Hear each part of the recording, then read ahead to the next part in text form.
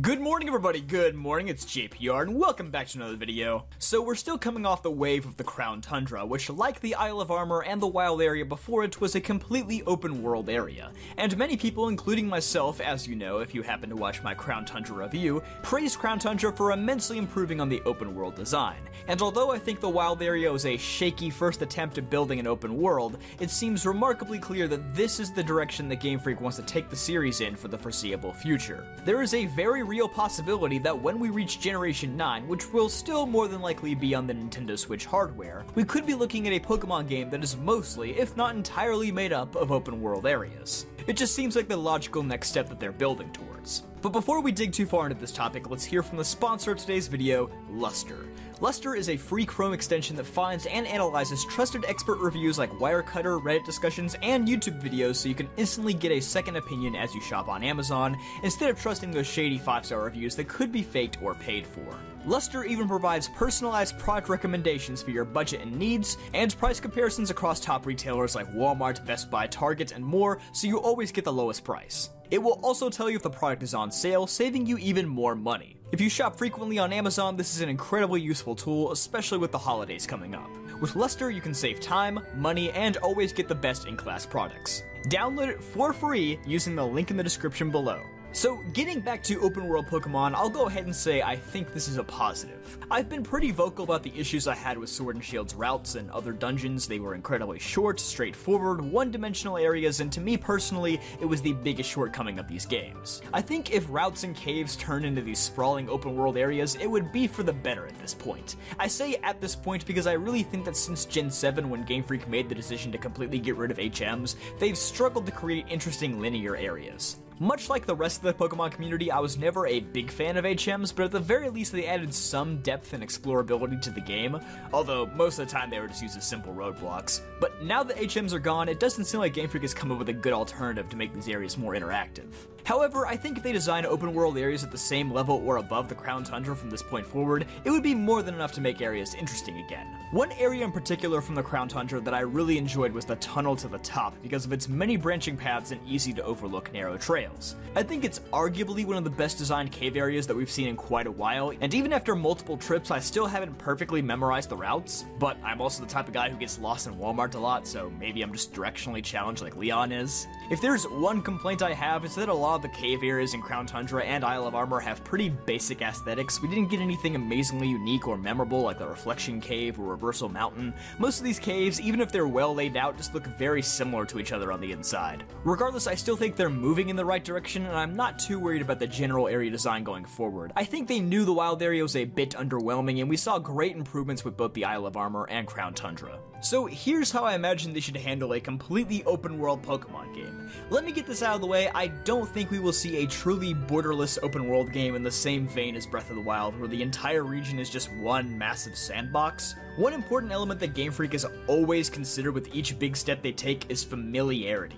They seem to always want a Pokemon game to feel like a Pokemon game. There is a very good reason why there was so much Gen 1 fan service of Pokemon X and Y when they made the jump to 3D, why Santalune Forest, the first major area, is a carbon copy of Viridian Forest. They want to keep that element of familiarity for long-term fans, or maybe people who just haven't played since Gen 1 or 2 that are just now coming back. This may be a deterrent for some people that get largely the same game over and over again, but at this stage they know what we expect to get from a Pokemon game. So in short, no, I don't think they would ever drop the route system, but what I could see are larger, more expansive routes that connect to multiple cities, or perhaps even routes that are split up into multiple areas like in the Hoenn or Sinnoh regions, like how Route 216, Route 217, and Acuity Lakefront are 3 separate areas that all make up the journey to Snow Point City. Oddly, they began phasing this out in Gen 5, but I think there's a high possibility that the style of routes could return in the future, where maybe you have one massive, seamless area, but it's divided into 3 routes depending on which city or landmark you're heading towards. For comparison, I could see routes being composed similarly to the areas in the first Xenoblade Chronicles game, but more than likely on a smaller scale. Xenoblade just has so many well-designed areas, and it's honestly one of my favorite games of all time, if I take NASCAR 2005 Chase for the Cup out of consideration, a game so flawless that it would be unfair to compare it to any other video game. But man, Xenoblade is close, but rambling aside, those areas are linear in the way that they take you from point A to point B, but at the same time they remain open and explorable.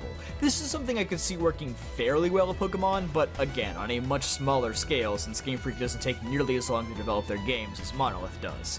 Now, I have seen multiple different times people toss around the idea of starting from any corner of the map and progressing in any order that you like. Personally, I don't think that's likely to happen. There will almost certainly still be only one starting town. Again, familiarity is important. If I had to give a general idea of what the regional map would look like, it would be something like this concept that I came up with in MS Paint.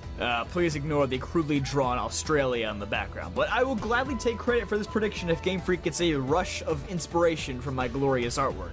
Obviously, it would be way more fleshed out than this 5-minute sketch and not look like the awkward, forbidden love child of the Unova and Galar regions, but as you can see, the point is that the region is fairly interconnected with a number of optional paths. Obviously, not every one of these cities would have their own gym, but alas, the options for progression are there.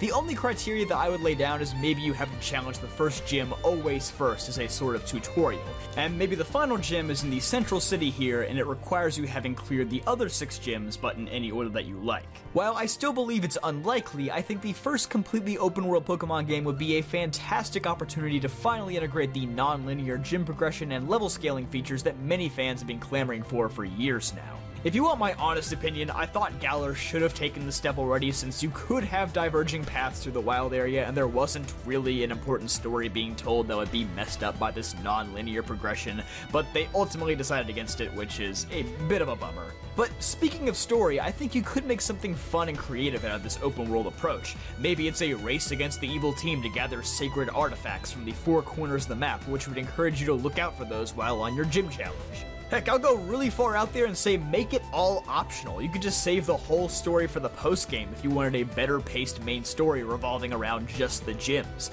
Just tie the story into the exploration, which I guess sort of fits in line with Breath of the Wild, but probably with a much better payoff and not just a bunch of memories that you have to stand in specific spots for. You know, if little Timmy doesn't want to save the world and catch the thing on the box art, then he can come back to it later, no rush. There could be both pros and cons to this. But if you couldn't already tell, the main theme here would be freedom. It's something that fans have been fiending for, especially in the past handful of generations. Crown Tundra had the theme of exploration, there was a lot of stuff to do and discover and it wasn't in a set order. You could do it however you wanted, and it appears to have gone over well with most people. This game could definitely have its problems, especially for a first attempt, but I think it's worth going for so long as it addresses one of these big criticisms that fans have had lately. And again, it could be structured in a way that innovates the franchise, pushing it forward, but again, keeps that familiarity. And familiarity isn't a bad thing. I think Pokemon needs to keep some of its identity in there and not just be Pokemon Breath of the Wild or Pokeblade Chronicles, even if that's the approach that a lot of people seem to want. But realistically, we know that they're on a tight schedule and things will change far less dramatically than what we fantasize. Regardless,